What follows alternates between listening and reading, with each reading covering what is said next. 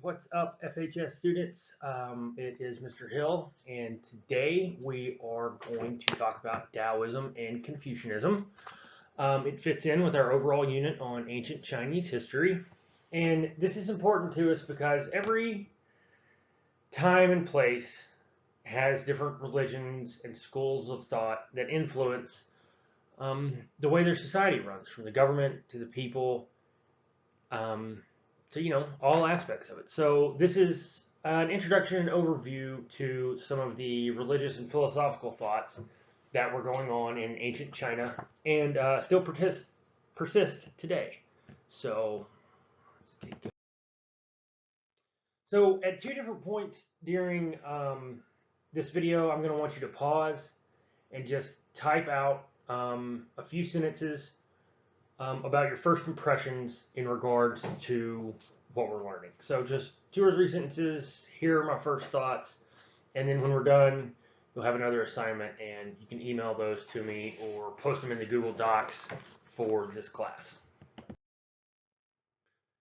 So we're going to encounter some different vocabulary words here that we might not be used to. As with most of our stuff in ancient China, there's the language barrier, things coming from that culture into ours. And so let's just go through a few of these to help with pronunciations and any other readings you may do. So the first word is Confucius, and you kind of break that down. Con as in con man, few as in future, shush as in, hey, you at the back of the class, shush. So Confucius when you put them all together. And then Daoism, you'll often see this written with a T, but you still pronounce it Dao, like the Dow Jones Industrial Average, and it's Daoism. And so I had to look this next word up on Google to hit the little speaker button to have it pronounced for me, because I thought it would be Sao, but it's actually Shao, as in shower. And then Wu Wei is Wu Wei. And then this is another one that I really struggled with. Filial. It's kind of like filial. And it just, as you can kind of tell, it's got to do with family. And so we're going to get into the definition of it a little later, but filial. So there's that. So Confucianism is a philosophical and religious tradition where the key to maintaining society is through traditional relationships. It states that human beings are teachable and can improve both individually and through interactions with community. And you'll see over here, the other way, is the symbol for Confucianism. So if maybe you're at the National Cemetery on the mall, or maybe you're in a bigger city, and you see that symbol, that'll let you know that it means Confucianism. So Confucianism was founded by none other than Confucius in the 6th and 5th century BC. Its main principle is Ren, which describes that people should behave in a loving, selfless, and moral way. So if you just think about Ren as like any sort of humanitarian activity, giving to charity, donating blood, or you could also think about it kind of in like the selfless way a parent takes care of a child. That's Ren. And so next you have the principles of Li and Yi. Li are actions that are right because of the needs of society. So a great example of this is wearing your mask when you go to Walmart. Like, wearing a mask isn't really right or wrong in a normal situation, but wearing a mask is right currently because of the situation our society is in, and we all need to be doing it to kind of help slow the spread of the virus. And then Yi are more abstract actions that are kind of inherently right. So when you think about abstract, it's justice, righteousness, kind of your moral intuition, just understanding what's good. is what yi is. So li, again, is things that are good and traditional for society that help us run. Yi is more of like the higher kind of philosophical notions of good. And then shao is the principle of filial piety, which means people should respect their parents. And so right here, filial, family, and then this word right here, piety, might be something that some of y'all might not have encountered before. And piety here just means reverence. So when you put it all together, it just means being reverent towards your family or showing them respect and just, being a good family member, whether you're the son to your dad or your mom, respecting your elders, being good to your grandparents, great uncles, things like that. It's really focusing on your family.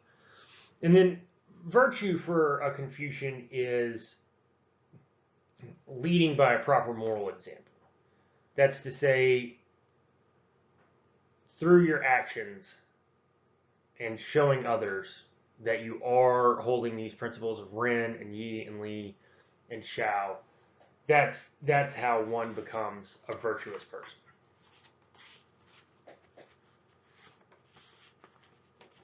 So now the other school of thought emerging at that time.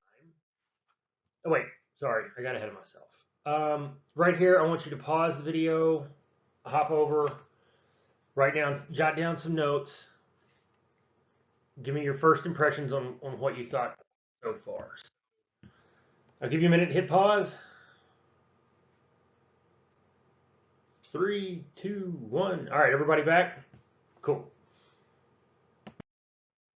So, the other school of thought, Daoism. Daoism is a philosophical and religious tradition that promotes harmony and unity with nature. It encourages people to live calmly and peacefully. It teaches that intervening in life's events can cause conflict and destruction. So people should limit their interference and do what is required. Now, I'm sure a lot of y'all have seen, let me get this right this time, up above is a yin yang, and that's the symbol for Taoism. They're really popular, and they were super popular in the 90s. I think I had 1 million rope bracelets with a yin yang on it. That is their symbol. So if you see it, like I said, on a tombstone, or if you're in a big city, you'll know they were a Taoist. So, Taoism was founded by Lao Tzu in the 6th and 5th century BC, so very much in the same time as Confucius. And the main principle is the Tao, which means the way. All things in the universe are connected through the Tao, according to Taoism. And another way to think about it is just the kind of natural order of the universe, like the way everything's going to play out.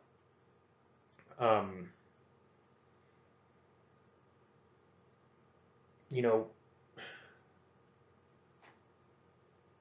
the turning of the seasons and the way the sun goes around the earth goes around the sun rather, and all that. That's just kind of the way, just the ebb and flow of the universe. So that is the Tao. So Wu Wei is the method of following the Tao and involves living in harmony and letting things take their natural course without interference.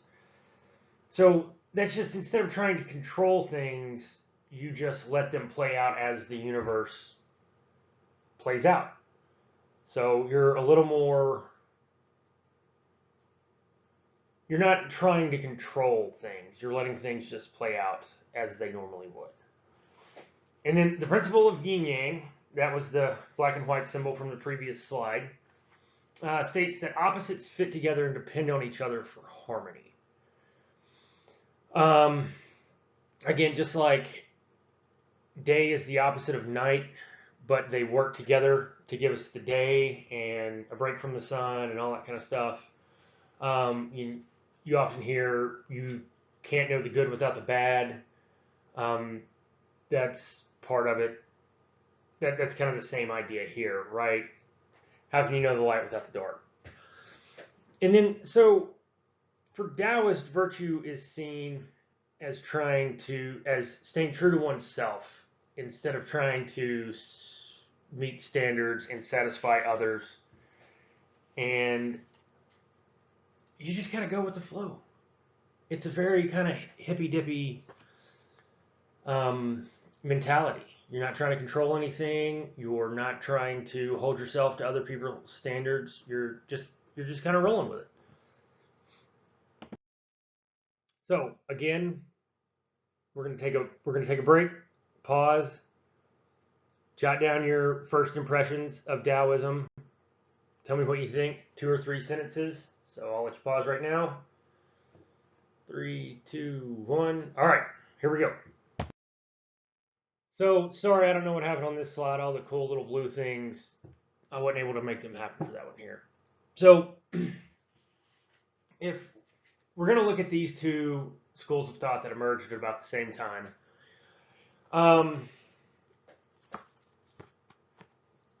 So the main principle of Ren is selflessness or altruism, humanitarianism for Confucians. Whereas with Taoism, they want you to be more focused on the interconnectedness of all things.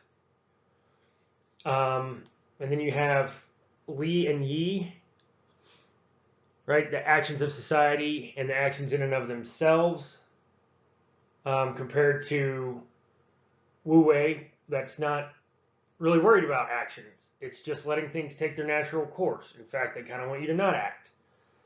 And then Shao, reverence for family, and then yin yang, the opposites fitting together to make harmony. So Confucianism is very ordered and very rules, standards, as opposed to Taoism, which is, again, kind of go with the flow. I hate to use the word hippy dippy again, but that kind of thing. You know, you're not trying to follow rules. You're trying to just let things play out. And so, as you can kind of put together, there are 2 very different schools of thought that emerged around the same time. Again, with Confucianism, you know, you're supposed to have reverence for family, and everybody's supposed to be in their right role, whether it's a leader and follower, father, son, mother, daughter, ruler, serf. Taoism, though, is not concerned with any of that. Just it's to kind of do your own thing. So now here's your writing assignment, and you're going to have access to the slides, and you can come back and rewatch this video as much as you need to.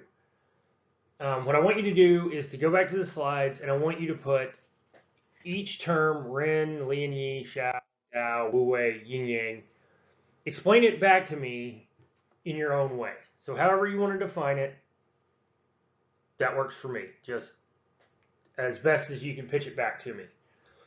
And then I want you to get yourself in the headspace of somebody who lived during this time and think about which philosophical tradition would have been the easiest to follow for, you know, the average person in ancient China.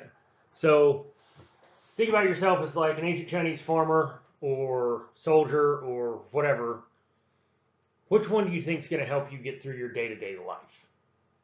And that only has to be about 5 or 6 sentences. Again, I know I said you could leave this in the Google Docs, but type it up, email it to me, and also if you have any questions, further clarification, I'll be more than happy to answer all that.